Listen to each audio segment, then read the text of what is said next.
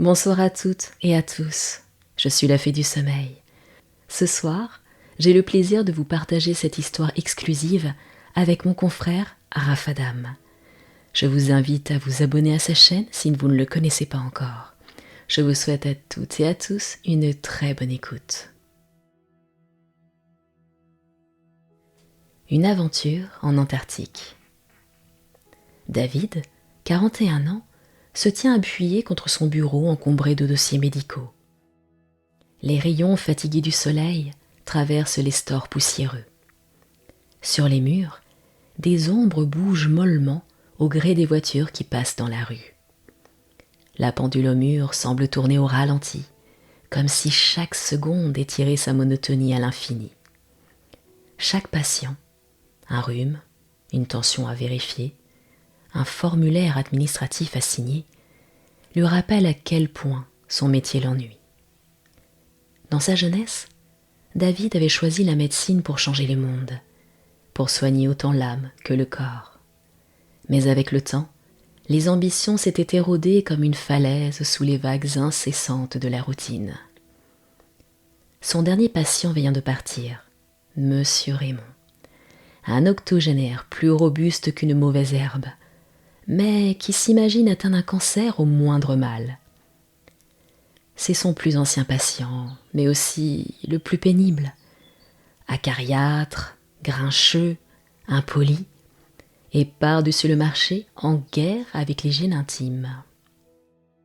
Après avoir aéré et pulvérisé une bonne dose d'huiles essentielles dans la pièce, David s'assoit et reste ainsi quelques minutes immobile, les yeux dans le vague, perdu dans ses pensées. Il s'apprête enfin à partir, enfile son manteau, lorsque son téléphone se met à vibrer sur son bureau. Bruno ? Ouf, ça fait un bail. David, vieux frère, toujours enchaîné à ton cabinet ? Enchaîné, le mot. Et toi, toujours à courir par monts et par vaux ? Bah oui, tu me connais. Je ne tiens pas en place. La sédentarité, ça n'a jamais été mon truc. Justement, j'ai quelque chose pour toi, mon vieux. Vas-y, je t'écoute. T'en as pas marre de tourner en rond ? Viens en Antarctique avec moi. Il cherche un médecin pour la station de recherche. Imagine, des aurores boréales, des tempêtes de neige à couper le souffle, et surtout, plus aucun formulaire à signer. L'Antarctique, quoi. En Antarctique ? T'es sérieux ? Plus sérieux que jamais. Une mission exceptionnelle, des gens passionnants, et toi qui sauves la mise. C'est pile ce qu'il te faut. Et qu'est-ce que tu fais, toi, là-bas ? Moi ? Je gère la logistique. On installe de nouveaux équipements pour une étude sur les glaces millénaires. C'est fascinant. Mais ils n'ont personne pour les urgences médicales. Le précédent médecin vient de se faire muter. Tu es parfait pour ce boulot, David. Imagine-toi. Loin du train-train, loin de tout. Tu vibres pour l'aventure. Arrête donc de t'enraciner, assis derrière ton bureau, du matin au soir, à soigner des bobos. T'as pas envie de frémir, de bouger, de sentir la vie ? Et si je dis oui, comment ça marche ? Facile. Tu prépares tes affaires, tu prends l'avion et tu me rejoins. Tout est déjà réglé. Tout est réglé ? Tu plaisantes ? Je t'ai même pas donné ma réponse. Allons, David. Je te connais. T'en as marre, t'en as besoin de sortir de ce trou, de voir autre chose. Et entre nous, quand as-tu fait quelque chose de fou pour la dernière fois ? David ouvre la bouche pour répondre. Mais aucun mot ne vient. Bruno a raison. Depuis combien de temps n'a-t-il pas ressenti cette adrénaline, ce frisson d'aventurier qu'il avait autrefois ? Tu veux un exemple ? Tu te rappelles de cette fois où on a escaladé cette falaise en Corse ? Tu veux dire quand tu as failli perdre tes chaussons et que j'ai dû te sauver la mise ? Exactement, c'était épique, non ? Et après ça, tu m'as dit que c'était la meilleure journée de ta vie, tu t'en souviens ? Je m'en souviens. Alors pourquoi ne pas recommencer ? David ferme les yeux un instant. La voix de Bruno a cette qualité singulière de lui rappeler des choses essentielles. Peut-être que cette folie est exactement ce dont il a besoin. Je vais y penser. Dit-il finalement, bien qu'il n'en crût pas un mot. Les jours passent, mais la proposition de Bruno s'infiltre dans son esprit et commence à occuper toutes ses pensées. Chaque soir, à la fermeture de son cabinet, il repense à cet appel. À quoi bon rester ici ? à répéter les mêmes gestes et les mêmes mots jour après jour. Une légère excitation monte en lui, mais il la réprime aussitôt. T'as plus 20 ans, mon gars. T'as une carrière, alors fais pas n'importe quoi. Un matin, en ouvrant sa boîte aux lettres, il trouve une enveloppe avec un timbre collé à l'ancienne. Sur le timbre, un petit avion posé sur une étendue de neige. Il ouvre l'enveloppe et y découvre un billet d'avion avec un simple post-it. J'espère que tes valises sont prêtes. La vie est trop courte pour rester coincé. On se voit au bout du monde. Bruno. Il est dingue. Les jours qui suivent sont un tourbillon de réflexions et d'émotions. Il passe des heures à regarder des documentaires sur l'Arctique, fasciné et effrayé à la fois. Le froid, l'isolement, les conditions extrêmes, mais aussi l'aventure, la nouveauté, l'opportunité de se redécouvrir. Lorsqu'il annonce sa décision à Claire, sa secrétaire, elle éclate de rire. Alors, tu te lances ? Oui, pourquoi pas, après tout.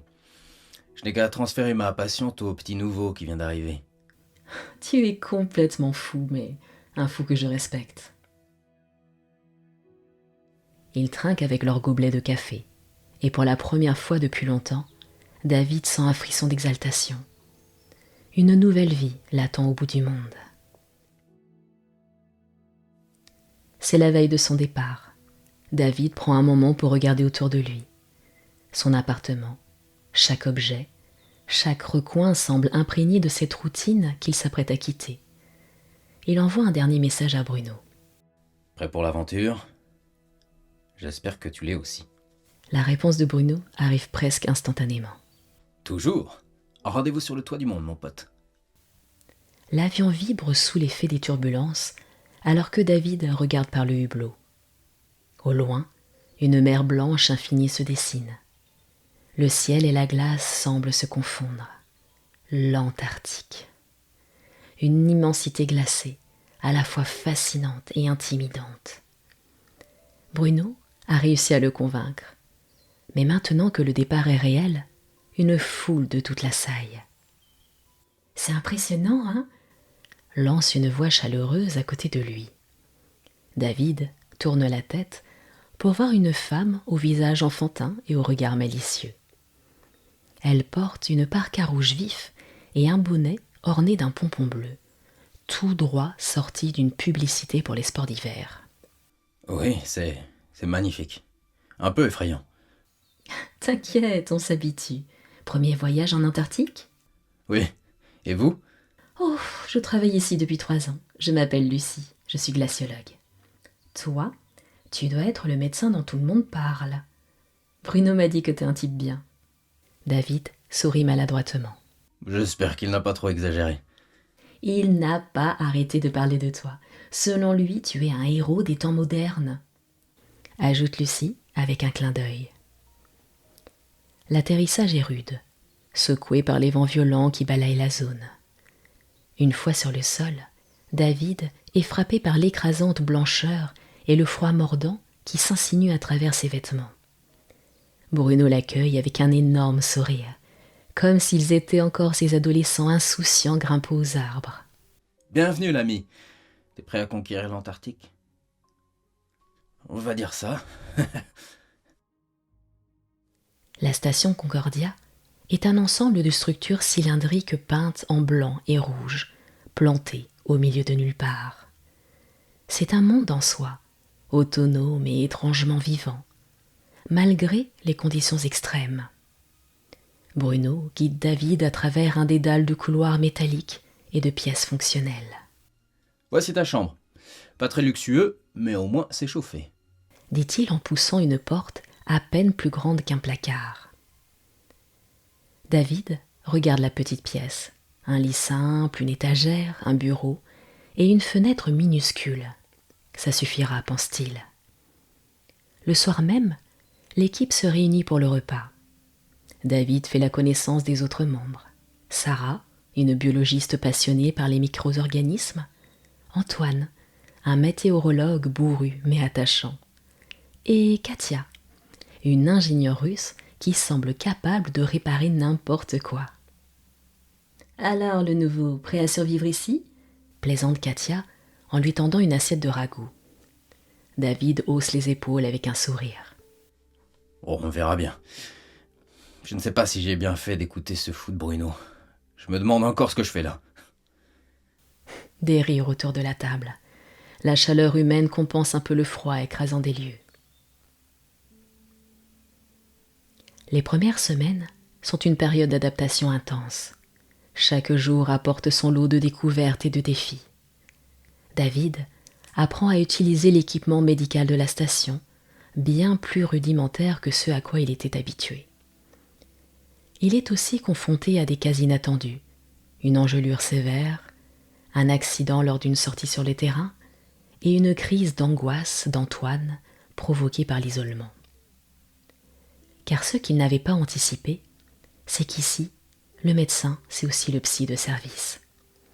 Vivre au milieu de nulle part, l'isolement, le froid, ça peut vite faire craquer le plus robuste des hommes. Un soir, après une journée particulièrement difficile, David et Bruno se retrouvent seuls dans la salle commune. Dehors, le vent hurle, mais à l'intérieur, le poêle à bois diffuse une chaleur apaisante. « Alors, ça va ?» demande Bruno en lui tendant une tasse de chocolat chaud. David prend une longue gorgée avant de répondre. « Ah, franchement, je ne sais pas. C'est incroyable ici, mais je me demande si j'ai vraiment ma place. Tu te sous-estimes, comme toujours. Tu es bien plus résilient que tu ne le crois. » David hoche la tête, absorbé dans ses pensées. Ce monde est si différent de tout ce qu'il a connu, et pourtant, il sent que quelque chose change en lui. Vient le jour de la grande découverte. L'équipe part sur le terrain pour extraire des carottes de glace dans une zone encore inexplorée. David les accompagne, équipé de la tête aux pieds pour affronter les températures polaires. Alors qu'il perce une couche de glace particulièrement dense, l'une des machines s'arrête brusquement. « Qu'est-ce qui se passe ?» demande Sarah, inquiète. « Il y a autre chose dans la glace !» répond Marc en inspectant l'appareil. Il creuse avec délicatesse, dégageant peu à peu une forme étrange. Lorsqu'ils réalisent ce qu'ils ont sous les yeux, un silence stupéfait tombe sur le groupe. Dans la glace, figée comme dans un cercueil de cristal, une femme repose. Sa chevelure cuivrée est parfaitement conservée, et son visage est d'une sérénité troublante. Personne ne prononce un mot pendant de longues secondes, absorbé par la vue surréaliste de cette jeune femme. « C'est impossible !» murmure Antoine. « On dirait qu'elle dort !» ajoute Sarah, fascinée. David, le souffle court, s'approche doucement. Une intuition inexplicable lui dit que cette découverte va changer leur mission et sa vie, d'une manière qu'il est encore incapable de comprendre. Il ramène le bloc de glace à la station, où il est soigneusement placé dans une salle de confinement. Les jours suivants sont frénétiques. Analyses, discussions, hypothèses, mais aucune explication claire n'émerge. Comment une femme a-t-elle pu se retrouver là, intacte, dans cette glace millénaire ? Pour David, c'est une révélation. Cette femme, étrangère à son temps et à son monde, est un symbole d'espoir et de mystère. Elle lui rappelle Lilou Multitâche, l'héroïne du film Le 5e élément. Et si la fiction rejoignait la réalité ? Tandis qu'il la regarde, figée dans son cocon de glace, il sent un élan nouveau grandir en lui. Peut-être que Bruno avait raison.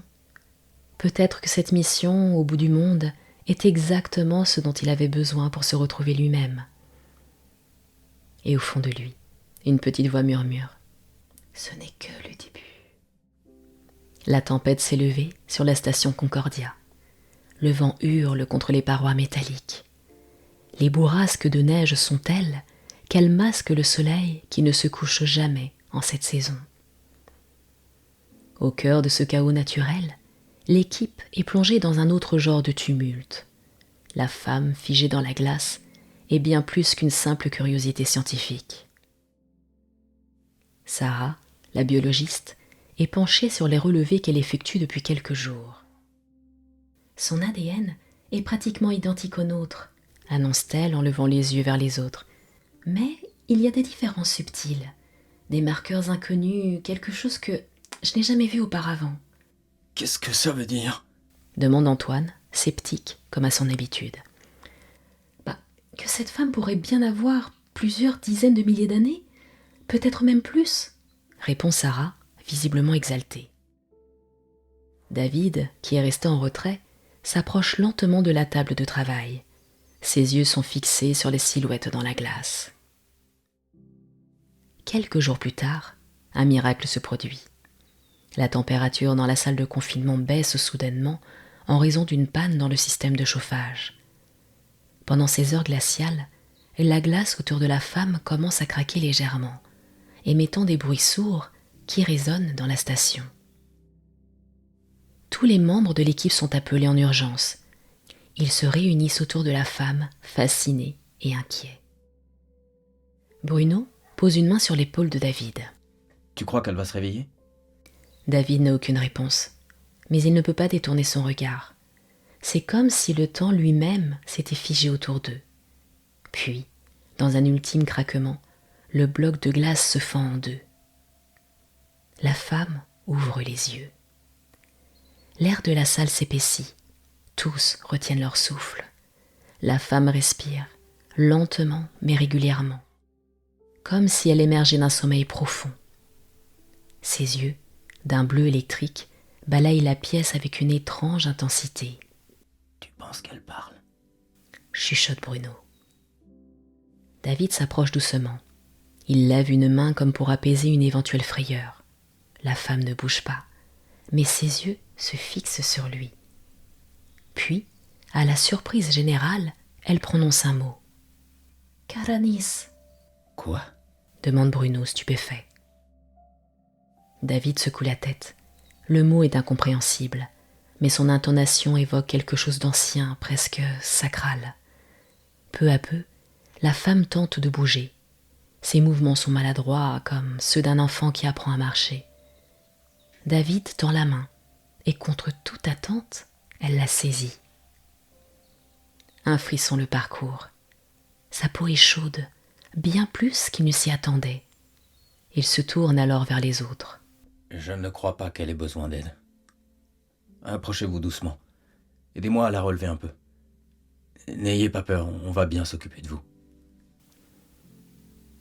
Dans les jours qui suivent, l'équipe travaille sans relâche pour comprendre qui est cette femme et d'où elle vient.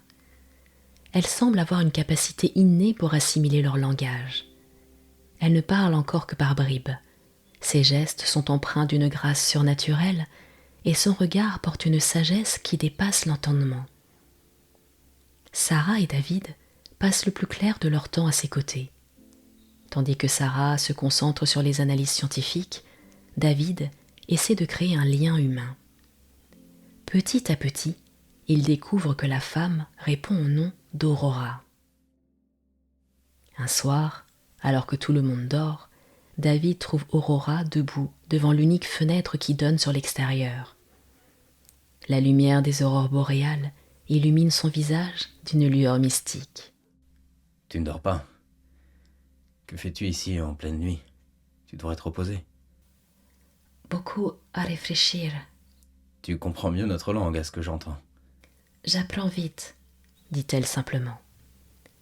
Il s'assit à ses côtés, contemplant le spectacle éblouissant des lumières dansantes. D'où viens-tu, Aurora ? Pourquoi étais-tu dans la glace ? Quel âge as-tu ? Qui es-tu ? Il y a tant de questions que j'aimerais te poser, mais... Ah, pardonne-moi. Je suis un peu grossier. Ça ne fait pas très longtemps que tu as rouvert les yeux et moi, je t'assaille des questions. Elle met du temps à répondre, ses yeux fixés sur l'horizon. Moi, pas ici. Autrefois, mon peuple protégeait. Protéger quoi ? Qu'est-ce que ton peuple voulait protéger ? Vous, dit-elle en le regardant directement. Votre monde. Ces mots laissèrent David sans voix. Il sent qu'une vérité immense se cache derrière ces paroles. une révélation qui dépasse tout ce qu'il avait imaginé. Dans les semaines qui suivent, Aurora se révèle être bien plus qu'une simple alliée venue d'ailleurs. Elle devient une véritable guide, une source de savoir et d'émerveillement pour toute l'équipe. Avec une patience infinie et une éloquence qui captive même les plus sceptiques. Elle partage des connaissances étonnantes, à la fois pratiques et mystérieuses. Son approche des étoiles, par exemple, est radicalement différente de celle des astronomes modernes. Elle leur montre non seulement comment lire dans les constellations pour se repérer, mais aussi comment découvrir des informations subtiles, des changements imperceptibles dans la lumière des astres qui, selon elle, sont des messages codés, laissés par des civilisations anciennes. Un soir, autour du feu, Aurora raconte l'histoire de son peuple. Elle décrit une civilisation si avancée qu'elle avait appris à prévoir les catastrophes bien avant qu'elles ne surviennent. Mais d'une voix mélancolique, elle explique que prévoir ne signifie pas toujours empêcher. « Nous savions que notre fin approchait, dit-elle d'une voix douce, comme si elle s'adressait aux étoiles elles-mêmes. Alors, nous avons pris une décision. Laisser des fragments de nous ici et là, dans l'espoir que d'autres puissent apprendre de nos erreurs. » Bruno, le plus sceptique du groupe, observe Aurora avec un mélange de fascination et d'inquiétude.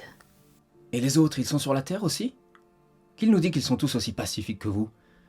Après tout, chez nous les humains, il y a du bon et du mauvais.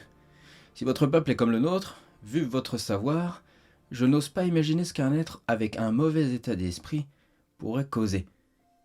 Aurora pencha légèrement la tête, un sourire triste éclairant ses traits. Non, ils ne sont plus de ce monde. Nous avions un lien télépathique et je ne ressens plus leur présence. Je ne sais pas ce qu'elles sont devenues. Seules des âmes pures ont été envoyées sur notre planète. Bruno frissonne, mais David intervient d'un ton calme et réfléchi.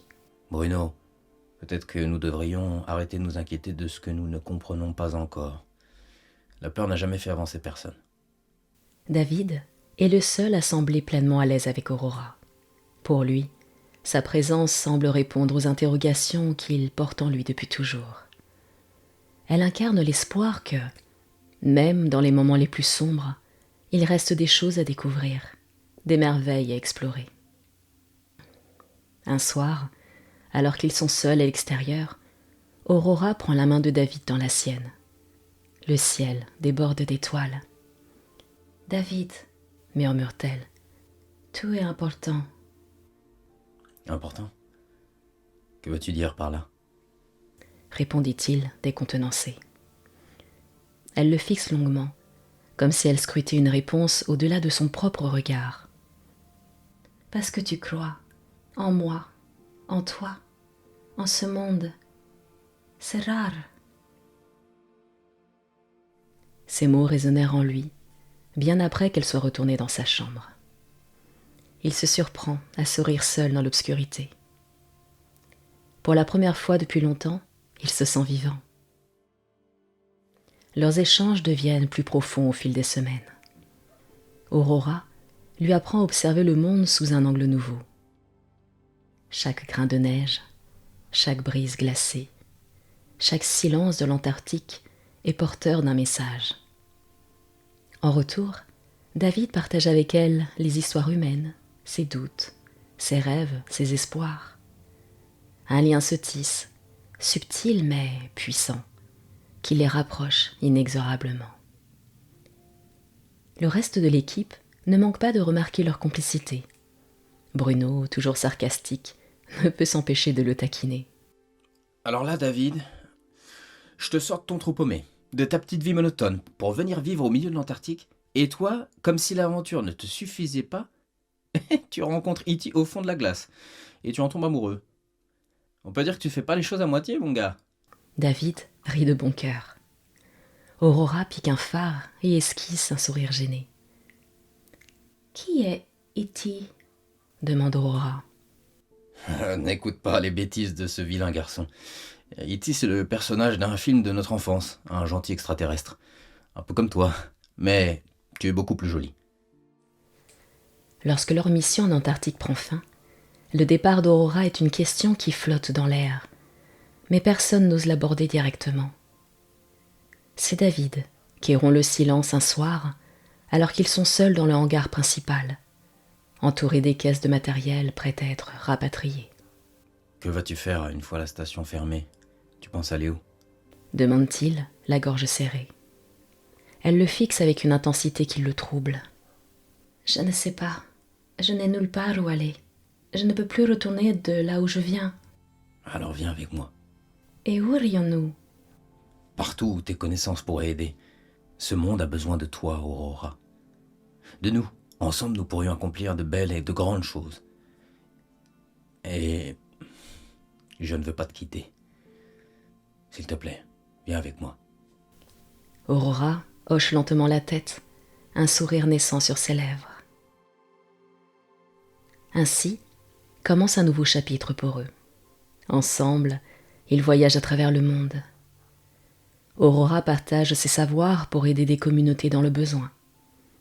Ils enseignent aux villageois des techniques pour purifier l'eau, aux agriculteurs des méthodes pour régénérer les sols, et aux enfants l'art de lire les étoiles comme des cartes vivantes dans le ciel.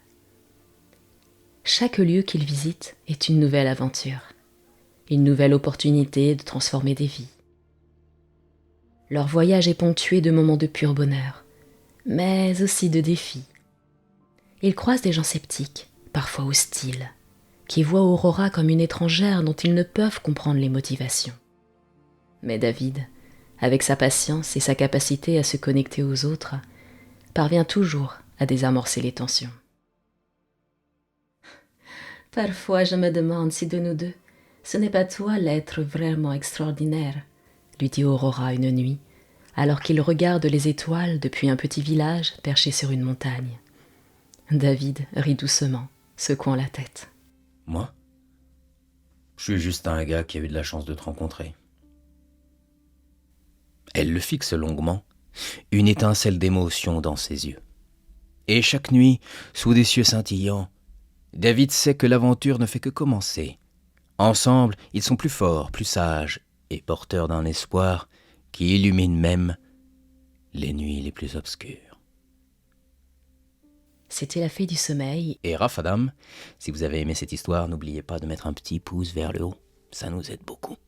Et surtout, allez soutenir et vous abonner à la chaîne de Rafadam dont vous trouverez le lien en description.